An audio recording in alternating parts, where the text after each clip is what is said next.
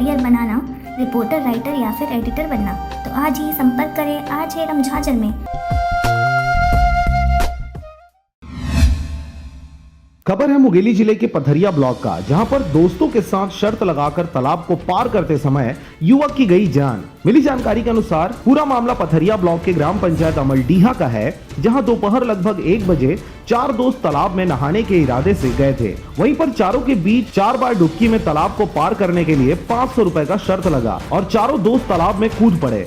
जहां एक युवक संजीव कुमार बघेल, पिता कृष्ण कुमार बघेल, उम्र 22 वर्ष, जो पानी के अंदर से बाहर नहीं आया, तो दोस्तों ने संजीव को पानी के अंदर खोजने लगे। नहीं मिलने पर घर वालों को सूचना दिया गया, जिससे घर वालों ने तालाब में आकर संजीव को ढूंढने की कोशिश की।